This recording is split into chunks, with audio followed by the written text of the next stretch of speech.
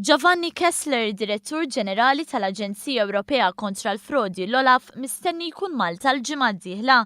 Dan biex jixhed fil-qorti fil-każ tal-eks kunsillier ta' taslima Silvio Zammit, akkużat b'tixħim fil-każ li jdur madwar l-eks kummissarju Ewropew John Dalli. Kessler, akkumpanjat minn nies li jaħdmu miegħu, se jkun mejjun mill-avukat Malti Tonio Azzopardi. Silvio Zammit qed jixhed li prova jieħu 60 miljun euro mill-kumpanija Swedish Match u l-lobby group Ewropew fl-industrija tat-tabbakk Estok.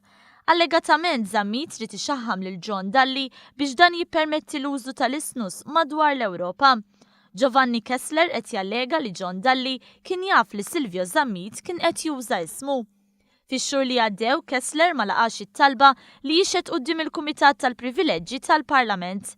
Fitra kiteb li John Dalli permezz ta' xi ħadd ieħor għaddielu informazzjoni li seta' jkun arrestat f'Malta. Dalli kien kjarifika li għal kontrarju u xtaq jikkonfronta lil Kessler filwaqt li żied li jekk seta' jaffaċċja problemi f'Malta kienu marbuta ma' ksur ta' proċeduri legali.